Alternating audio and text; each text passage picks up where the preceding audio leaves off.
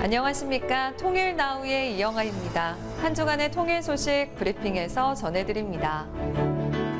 지난 28일 통일부는 경제인문사회연구회, 통일연구원과 캠프 데이비드 1년과 8.15 통일 독트린을 주제로 국제학술회의를 개최했습니다. 김영호 통일부 장관은 환영사에서 윤석열 대통령이 발표한 8.15 통일 독트린에 대해 캠프 데이비드 정상선언과 함께 한반도 통일의 양대 헌장이라 강조하고 캠프 데이비드 선언에서 보여준 한미일 3국의 굳건한 연대가 8.15 통일 독트린의 구현에 있어 가장 든든한 토대가 되어줄 것임을 확신한다고 언급했습니다.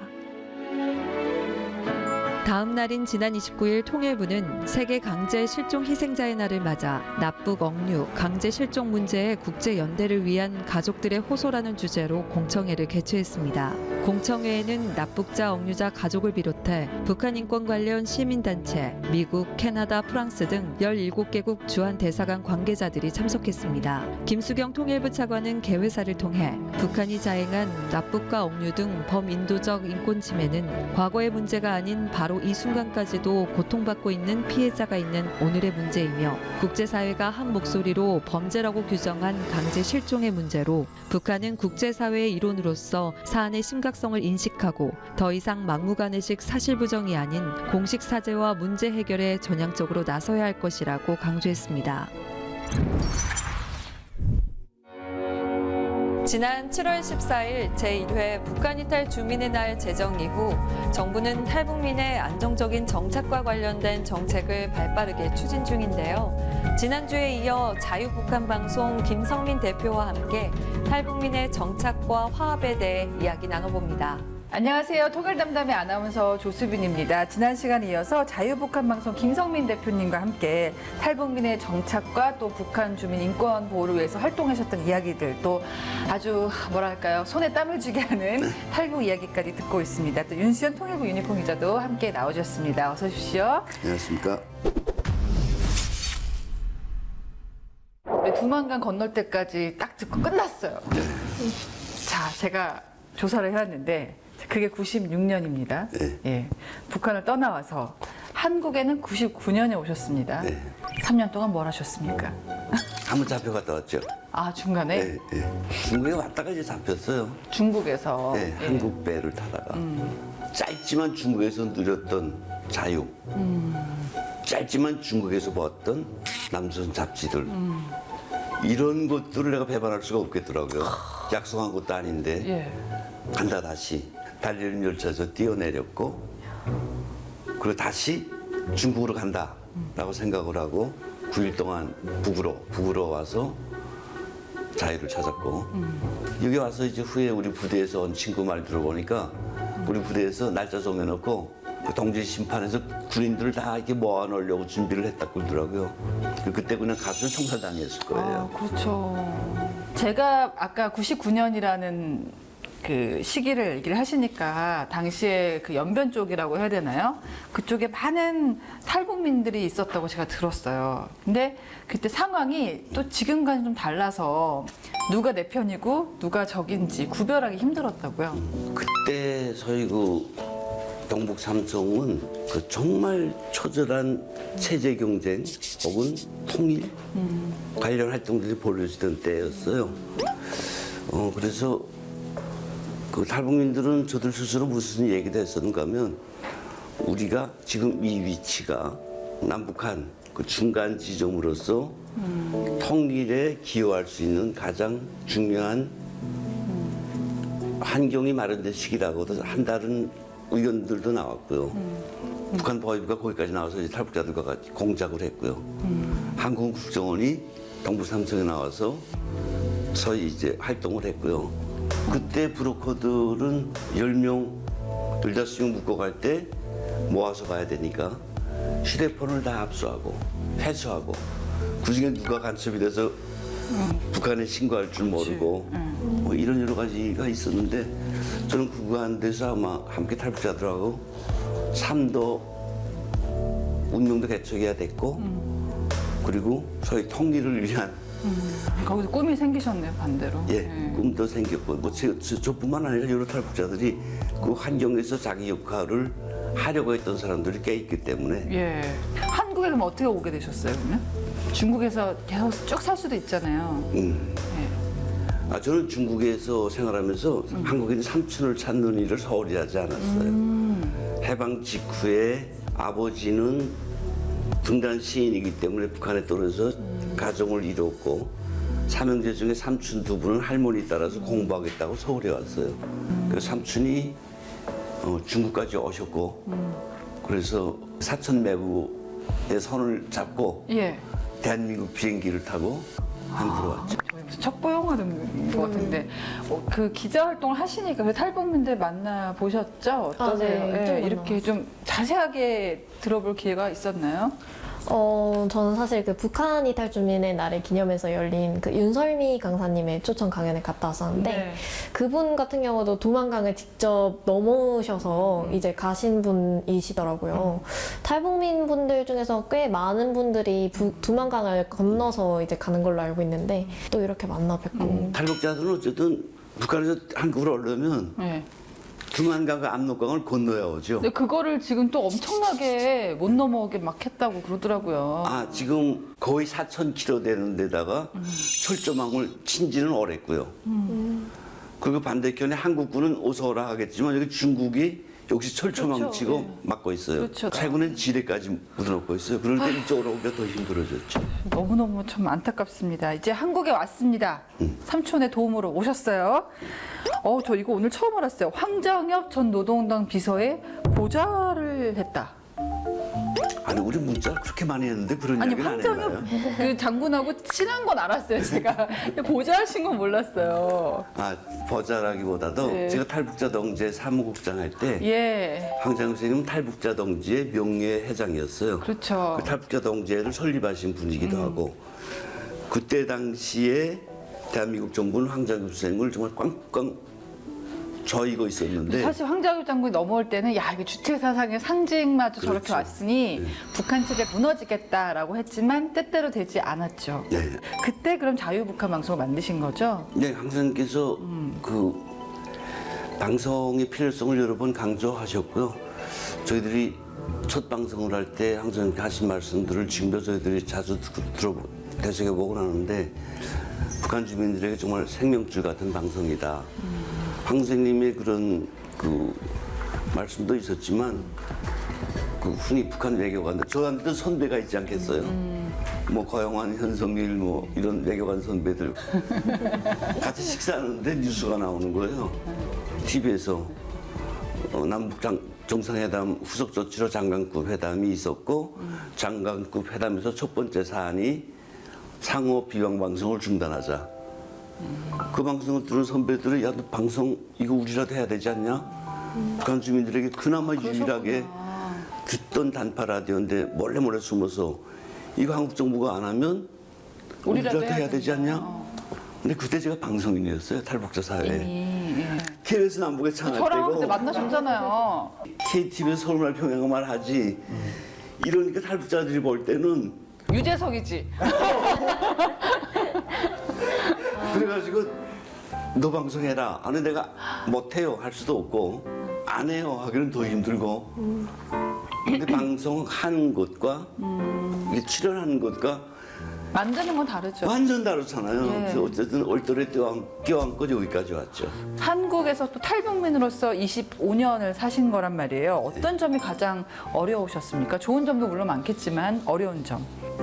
그러니까 정부가 개입하지 않은 그런 최초의 단체를 제가 만들었던 것 같아요. 백두한라회라고 해가지고 남남 청년 50명, 북한 청년 50명, 대학생들 위주로 해서 백두한라회 만들었고 거기서부터 이제 저희 탈북자들과 같이 친목 봉사 활동을 했고 황장엽 선생님이 이 소식을 듣고 탈북자 중에 똘똘한 놈이 하나 왔다더라 데려와라. 근데 그때 야 황장엽이 뭔데 날 오라가라 해. 아니 당신이 뭔데 날 자본주의 사회에서 뭐 이러고 있었는데 황 선생님께서 선수제 편지까지 써버렸어요. 내 동료 교수의 아들이라는데 우리 아버지가 김성종합대학 교원을 했거든요. 뼈대 있는 가문이. 황 선생님은 총장을 하고 네. 한 땅 차이지만 어쨌든 그래서 가서 탈북자 동지회 사무국장과 회장을 했어요. 그럼 저는 시작부터 어떻게 보면 탈북자들과의 활동을 같이 했다고 봐야 되겠죠. 운명이네요, 운명. 네. 예. 여기까지 지금 왔단 말이에요.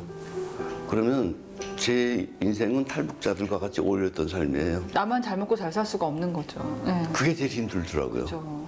솔직히 저도 뭐 삼촌도에게 사업하시던 분이 있고 대만에서 민주인권상 받을 때는 한 10만 달러를 받았어요. 그럼 한 1억 정도 그럼 되잖아요. 저한테 밥 좀 사셨어야 되는 거 아니에요? 근데 그런 돈 못 오늘 다. 예. 쓰겠는 거예요, 내가. 그치. 그래서 솔직히 말씀드리면 지금 저는 차도 뭐 그 어른짜리 할부, 집도 국민인데. 근데 이게 그 내 주변 탈북자들은 그래요. 너 우리 밥 안 쓰고 술 안 마셨으면 집도 사고 남았겠다 소리 하는데 이게 함께 탈북민들과 함께 사는 게 기쁨도 있고 어떤 때는 막 희열도 느끼고 우리 북한 사람들과 함께 하는 게 어떤 때는 저한테 참 힘들 때도 있고요. 벗어날 수 없는 운명이네요. 진짜. 저는 그래서 제가 제일 자랑스럽게 생각하는 거는 이 나이에 탈북자 한 30명 출애했다는 거. 그리고 탈북자 한 150명 탄원 서었다는 거. 저는 그거 참 자랑으로 생각을 해요. 힘들지만 보람. 북한 이탈 주민의 날이 제정이 됐지만 1회에 불과하고요. 인식이 또 바뀌었다고는 하지만 탈북민들 마음속에는 불안함도 있을 것 같아요. 한국 사회에서 탈북민들에게 가장 필요한 건 뭐라고 보십니까? 그냥 어디다 자다 깨서도 벌떡 일어나서 제일 필요한 건 관심과 배려라고 그래요. 대통령께서도 관심과 배려에 대해서 강조하시더라고요, 이번 연설에. 과거에 우리 존철우, 김용 이런 분들이 와서 냉면집 사장으로 성공했던 거는 대한민국 국민들이 그래 북에서 온 애들이 냉면을 하니 먹어줘. 그래서 금방 소문이 나고 그렇게 잘 됐다고 저는 봐요. 그러다 어느 날 갑자기 탈북민들이 많아지고 북한에 권하는 시기가 오고 북한 사회가 그 땅에서 국서를 주워 먹는 북한 동영상이 공개되면서 저런 곳에서 온 애들이 뭔 음식을 만들어? 이런 생각이 확산되면서 탈북민들이 식당을 하면 한 순서로 망하더라고요. 아, 그래요? 네. 아니, 실제로 북한 음식점이 상당히 많이 없어졌어요. 그런 시기가 있었어요. 네. 그래서 탈북민들이 우려하는 부분이고 관심과 배려, 사랑만 없다면 탈북민들은 내일이라도 큰일 나요. 근데 이것들을 지금 한때 막 활화산처럼 타올랐다가 소강 상태에 있다가 이번에 탈북민들의 날을 계기로 해서 다시 대한민국 국민들에게 우리가 요구한다고 되는 건 아니겠지만 우리 대한민국 국민들이 가슴을 열고 탈북민들을 안아주면 정착 문제, 취업 문제 이 모든 문제들이 하다못해 북한 인권 문제까지 이런 문제들이 대한민국 국민들이 열어주는 가슴, 관심, 배려 여기서 나는 그 다 예. 활성화될 수 있다고 봅니다. 저랑도 20여 년 정도 이제 인연이 있는 김성민 대표님과 아주 긴 이야기를 나눠봤는데 목숨이 위태로우실 정도로 아프신 적도 있었어요. 제가 그래서 신문에서 그걸 보고 아 이분이 이제 정말 죄송해요 돌아가시겠구나. 그때 인터뷰 중에서 아직도 통일이 안 됐고 아직도 내가 해야 될 일들이 많은데 뭐 그런 말씀을 하셨던 기억이 나요. 한국에서 제2의 삶을 시작했고 또 병에서 완치되면서 제 삶의 삶인데 앞으로 어떤 계획 갖고 계세요?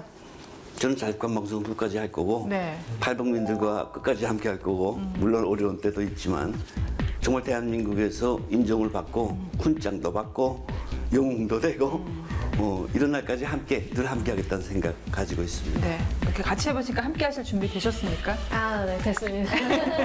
네, 저희가 2회에 걸쳐서 김성민 자유북한방송 대표님과 함께 여러 이야기를 나눠봤는데요. 탈북민들이 우리 사회에 어떻게 또 초창기에 발을 디디게 됐는지 또 얼마나 힘겨운 여정을 거쳐서 우리와 함께 하고 있는지 참 들어보는 시간이었습니다. 통일 담담은 다음 주 또 다른 이야기로 찾아뵙겠습니다. 통일 담담.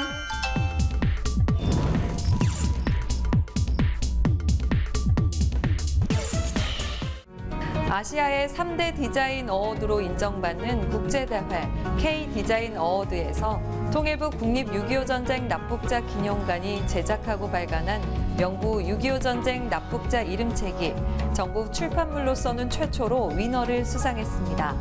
윤소라 학예사를 만나 자세한 이야기 들어봤습니다.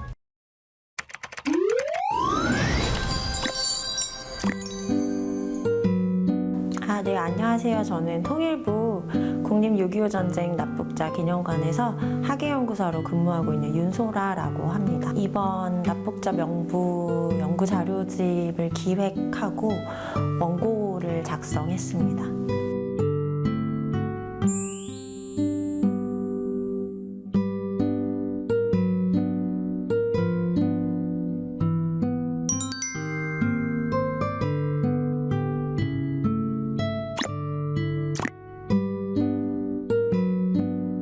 이번 명부 6.25 납북자 이름책은요, 저희 납북자 기념관에서 소장하고 있는 6.25 전쟁 당시 때 납북되신 분들의 명부 자료집을 한 권의 책으로 총망라한 연구 자료서입니다.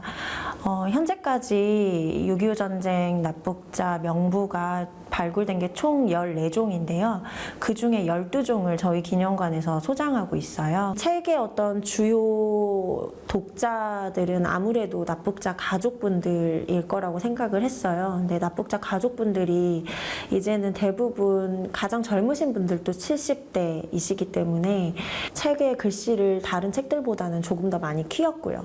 컬러 선택을 할 때 그 치유의 색상인 보라색 이 어떻겠느냐, 주된 독자들을 생각했을 때 정말 딱 맞아 떨어지는 색이다라고 생각을 했었고, 그래서 이 책의 메인 컬러를 보라색으로 선택했습니다.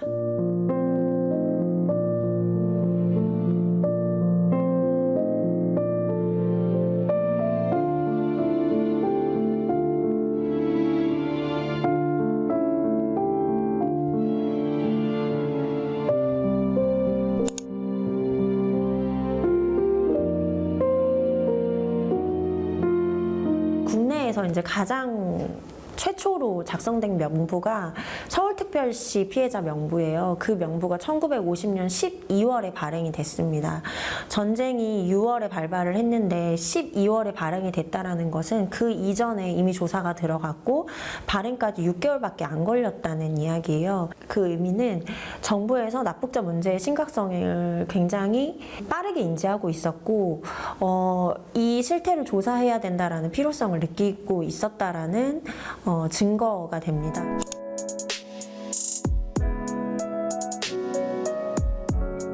(1956년도에) 이제 적십자사를 통해서 서로 남에 있는 납북자와 북에 있는 납북자들 우리 서로 정보를 교환하자라는 목적으로 작성됐었던 명부가 있어요. 이 명부의 이름이 실향3인 소식조사 회답서라는 명분인데요. 북한이 지금까지 전쟁 이후부터 현재까지 납북 사실을 철저히 부인하고 있고 납북자의 존재도 인정하지 않고 있는 이 가운데 북한에서 직접 이 납북자들의 소식을 적은 이 명부를 전달했다라는 것은 굉장히 큰 의미가 있는 명부라고 생각이 들거든요.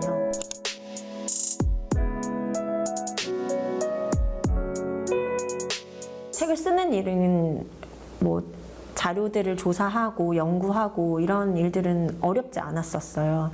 근데 책의 이름을 정할 때 정말 많은 고민을 했었고 어떠한 이름을 이 책에 붙여주는 게 좋을까 라는 생각을 했을 때 이거 이름이잖아 라는 생각을 했어요.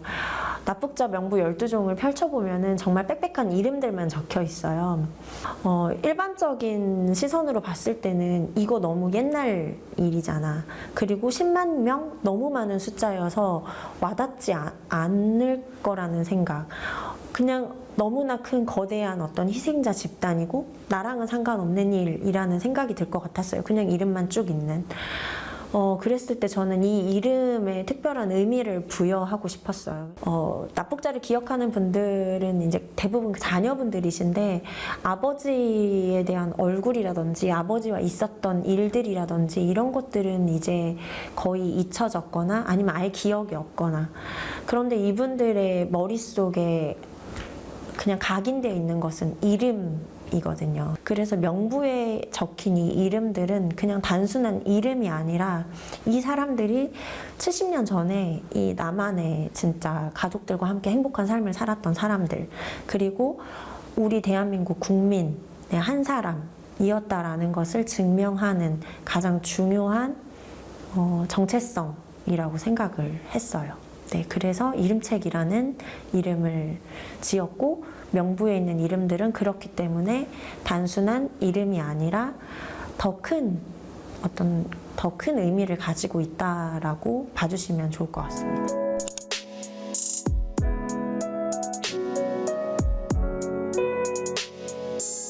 이 책에서는 전시 납북자만 다루고 있지만 전후에 납북되신 분들은 아직 살아계신 분들도 있고 그리고 국군 포로라든지 그리고 억류되신 분들도 있잖아요. 귀환의 가능성이 계시는 분들도 있거든요. 아직 북한에서 남한으로 돌아오지 못하고 있는 가족들과 만나지 못하고 있는 이 분들의 존재에 대해서 많은 사람들이 알고 그리고 더 관심을 가져주고 끝까지 잊지 않는다는 것 그것에 대해서 저희가 어떠한 역할이라든지 몫을 해낼 수 있었으면 하는 바람입니다.